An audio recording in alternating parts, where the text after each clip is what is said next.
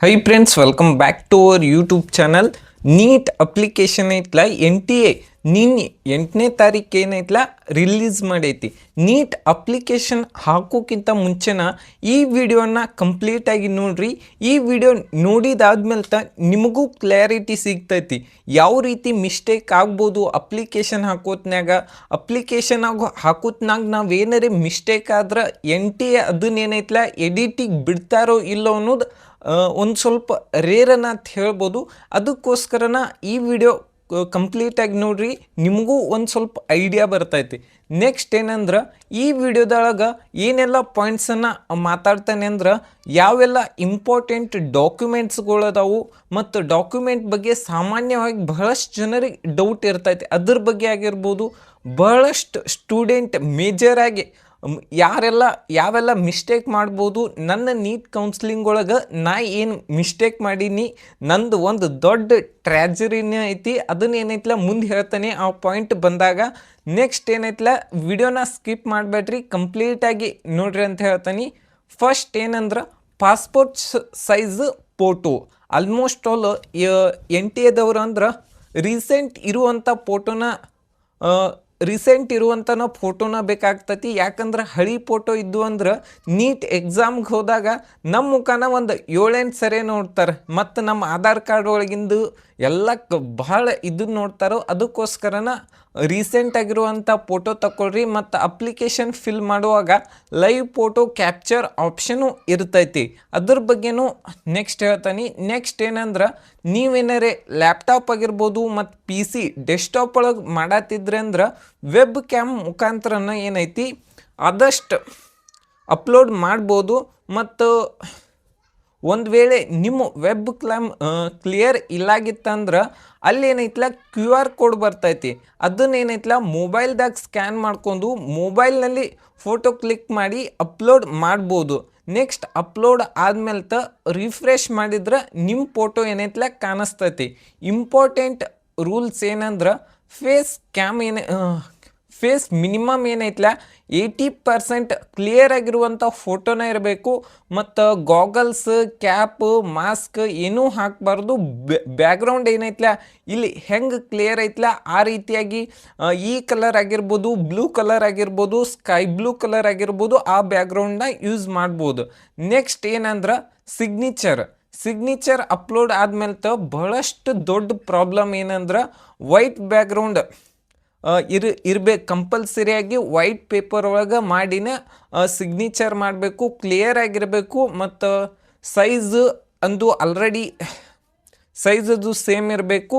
ಮತ್ತು ಸೇಮ್ ಸಿಗ್ನೇಚರನ್ನು ನೀವು ನೀಟ್ ಎಕ್ಸಾಮ್ ಹೋದಾಗೂ ಸೇಮ್ ಸಿಗ್ನೇಚರನ್ನು ಮಾಡಬೇಕು, ಅಲ್ಲಿ ಒಂದು ಶೀಟ್ ಒಳಗೆ ಇರ್ತೈತಿ. ನೆಕ್ಸ್ಟ್ ಏನಂದ್ರೆ ನಿಮ್ಮ ಫಿಂಗರ್ ಪ್ರಿಂಟ್ಸ ಇಲ್ಲೇನೈತಲ್ಲ ಇಮೇಜ್ ತೋರಿಸಿರ್ತೇನೆ, ನಿಮ್ಮ 10 ಬೆರಳಿಂದ ಏನೈತಲ್ಲ ಫಿಂಗರ್ ಪ್ರಿಂಟ್ಸ್ ಇರಬೇಕು. ಲಾಸ್ಟ್ ಟೈಮ್ ಏನಾಗಿತ್ತಂದ್ರೆ ನೀಟ್ ಲಾಂಗ್ ಟರ್ಮ್ ಸಂಬಂಧ ಹಾಸ್ಟೆಲ್ ಒಳಗಿದ್ನಿ. ಅವಾಗ ಏನಂದ್ರೆ ನಮ್ಮ ಫ್ರೆಂಡಿಂದು ನಂದು ಎಟ್ ಟೈಮನ್ನು ವಾಟ್ಸಪ್ಪಿಗೆ ಏನೈತಲ್ಲ ನಮ್ಮ ಪಪ್ಪಾರ ವಾಟ್ಸಪ್ಪಿಗೆ ಕಳಿಸಿದ್ನಿ. ಅದೇನೈತಲ್ಲ ಇಬ್ಬರದು ಎಕ್ಸ್ಚೇಂಜ್ ಆಗಿತ್ತು. ಆದರೆ ಏನಂದ್ರೆ ಅಲ್ಲೇನೈತಲ್ಲ ತೆಳಗೆ ಹೆಸರು ಬರ್ದಿದ್ದೆ, ಅದನ್ನೇನೈತಲ್ಲ ನಮ್ಮ ಫಾದರ್ಗೆ ಏನೈತಲ್ಲ ಹೇಳಲಾಗಿನಿ. ಅದಾದ್ಮೇಲೆ ಅವ್ರಿಗೆ ಗೊತ್ತಾಗಿ ಒಂದು ಸ್ವಲ್ಪ ಬೈದಿದ್ರು. ಆ ಥರನೂ ಮಾಡ್ಕೊಳಕ್ಕೆ ಹೋಗಬೇಡ್ರಿ. ಮತ್ತು ಡಾಕ್ಯುಮೆಂಟ್ಸ್ಗಳು ಕ್ಲಾಸ್ 10 ಡಾಕ್ಯುಮೆಂಟ್ಸ್ ಬಹಳಷ್ಟು ಜನ ಕೇಳ್ತಾರೋ. ಕ್ಲಾಸ್ 10th ಡಾಕ್ಯುಮೆಂಟ್ ಅಂದ್ರೆ ಮಾಸ್ ಕಾರ್ಡ್ ಬೇರೆನಾ, ಮತ್ತದು ಬಹಳಷ್ಟು ಜನರಿಗೆ ಕೆಲವೊಂದಿಷ್ಟು ಸ್ಟೇಟ್ದಾಗ ಏನಂದ್ರೆ ಪಾಸಿಂಗ್ ಸರ್ಟಿಫಿಕೇಟ್ ಒಂದು ಬೇರೆ ಇರ್ತೈತಿ, ಮಾಸ್ ಕಾರ್ಡ್ ಅನ್ನೋದು ಬೇರೆ ಇರ್ತೈತಿ. ಬೇರೆ ಸ್ಟೇಟ್ದಾಗ ಏನೈತಲ್ಲ ಎರಡೂ ಕೊಡ್ತಾರೆ.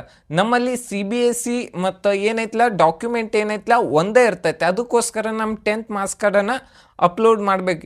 ಇದಕ್ಕೆ ಏನು ಸೊಲ್ಯೂಷನ್ ಅಂದ್ರೆ ಸೇಮ್ ಕ್ಲಾಸ್ 10th ಡಾಕ್ಯುಮೆಂಟ್ನ ಸರ್ಟಿಫಿಕೇಟ್ ಜಾಗದಾಗೂ ಏನೈತಲ್ಲ ಅಪ್ಲೋಡ್ ಮಾಡಬೇಕು, ಮಾಸ್ ಕಾರ್ಡ್ ಇದ್ದಲ್ಲೂ ಅಪ್ಲೋಡ್ ಮಾಡಬೇಕು, ಏನೂ ಪ್ರಾಬ್ಲಮ್ ಬರಂಗಿಲ್ಲ. ನೆಕ್ಸ್ಟ್ ಏನಂದ್ರೆ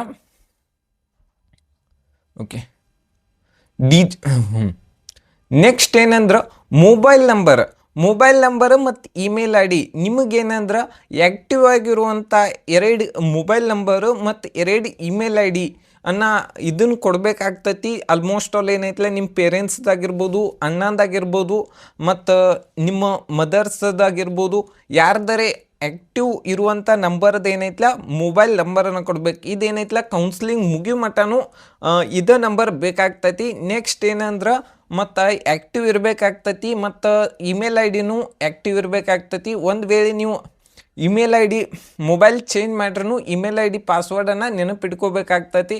ಮತ್ತು ಎಕ್ಸಾಮ್ ಸೆಂಟರ್ ಸೆಲೆಕ್ಷನ್ ಅಂದ್ರೆ ನಮ್ಮದು ಉತ್ತರ ಕರ್ನಾಟಕ ಇರ್ತೈತಿ, ಬೆಳಗಾವಿ ಇರ್ತೈತಿ, ಧಾರವಾಡ ಇರ್ತೈತಿ ಮತ್ತು ಬಾಗಲಕೋಟೆ ಇರ್ತೈತಿ. ಯಾರಿಗೆಲ್ಲ ಮತ್ತು ಬಿಜಾಪುರದಾಗ ಐತಿ ಇಲ್ಲೋ ಗೊತ್ತಿಲ್ಲ. ನಾನಂತೂ ಇಲ್ಲಿ 3 ಸೆಂಟ್ರ್ ಅಂತೂ ಫಿಕ್ಸ್ ಹಾಕಿರ್ತಿದ್ನಿ. ಯಾಕಂದ್ರೆ ಆಲ್ಮೋಸ್ಟ್ ಆಲ್ ನಮ್ಮ ಬೆಳಗಾವಿಗೆ ಹಾಕ್ತಿದ್ನಿ. ಆಲ್ಮೋಸ್ಟ್ ಆಲ್ ಇಲ್ಲಿ ಏನೈತಲ್ಲ ಪ್ರಿಯಾರಿಟಿ ನಮ್ಮ ದೋಸ್ತದೊಬ್ಬಂದು ಸೇಮ್ ಊರಾಗ ಅವ ಏನೈತಲ್ಲ ಲಾಸ್ಟಿಗೆನ ಇದನ್ನು ಹಾಕಿದ್ದ. ಅದು ಎಷ್ಟು ಲಕ್ ಅಂದ್ರೆ ಅವಂದು ನಮ್ಮ ಊರಾಗನ ಅವಂದು ಏನೈತಲ್ಲ ನಂಬರ್ ಬಂದಿತ್ತು. ಅಂದ್ರೆ ಆಲ್ಮೋಸ್ಟ್ ಆಲ್ ನಮ್ಮ ಊರಾಗನ ಒಂದು ಸೆಂಟ್ರ್ ಇತ್ತು, ಅಲ್ಲಿ ಏನೈತಲ್ಲ ನಂಬರ್ ಬಂದಿತ್ತು. ಓಕೆ, ಇದೇನೈತಲ್ಲ ರ್ಯಾಂಡಮ್ ಆಗಿ ನಡಿತೈತಿ. ಅವನದೇನು ಲಕ್ ಇತ್ತಂದ್ರೆ ಅದ್ರ ಬಂದಿತ್ತು. ಆಲ್ಮೋಸ್ಟ್ ಆಲ್ ಫಸ್ಟ್ ಪ್ರಿಫರೆನ್ಸ್ ಯಾವ್ದು ಇರ್ತೈತಲ್ಲ ಅದು ಆಗ್ತೈತಿ. ಮತ್ತು ಫಸ್ಟ್ ಪ್ರಿಫರೆನ್ಸ್ ಸಿಗಲಿಲ್ಲ ಅಂದ್ರೆ ಸೆಕೆಂಡ್ ಆಗ್ತೈತಿ.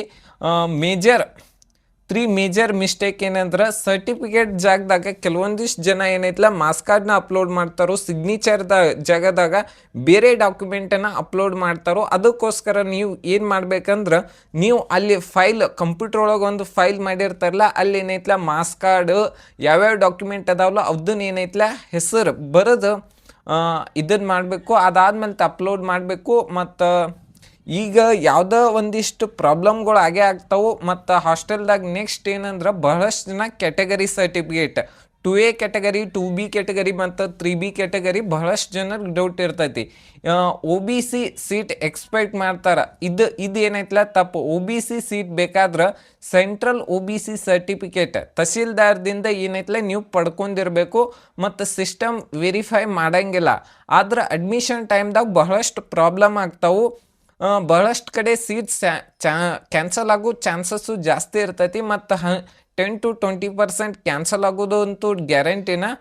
ಈ ಮಿಸ್ಟೇಕನ್ನು ಯಾರೂ ಮಾಡಬೇಡ್ರಿ. ಫೈನಲ್ ಮೆಸೇಜ್ ಏನಂದ್ರೆ ನೀಟ್ ಅಪ್ಲಿಕೇಶನ್ ಪ್ರೋಸೆಸ್ದ ಸ್ಮೂತ್ ಪ್ರೋಸೆಸ್ ಮತ್ತು ಡಿಫಿಕಲ್ಟಿ ಮತ್ತು ಕೇರ್ಲೆಸ್ ಅದು ಏನೂ ಮಾಡಬೇಡ್ರಿ. ನಾ ಮಾಡಿದಂಗೆ ನೀವು ಮಾಡಬೇಡ್ರಿ. ಅದಕ್ಕೋಸ್ಕರ ಒಂದು ಸ್ವಲ್ಪ ಕರೆಕ್ಟಾಗಿರುವಂಥ ವೇ ಒಳಗೆ ಇದನ್ನು ಮಾಡಿರಿ. ಮತ್ತು ನಿಮಗೇನಾರೇ ನೀಟ್ ಕೌನ್ಸ್ಲಿಂಗ್ದು ಏನಾರೇ ಅಪ್ಡೇಟ್ ಆಗಿರ್ಬೋದು ನಾನು ಕೊಡ್ತಿರ್ತೀನಿ. ಈ ವಿಡಿಯೋ ನಿಮಗೆ ಇಷ್ಟ ಆಗಿದ್ರೆ ಒಂದು ಲೈಕ್ ಮಾಡಿ, ಶೇರ್ ಮಾಡಿ, ಸಬ್ಸ್ಕ್ರೈಬ್ ಮಾಡಿ. Thank you.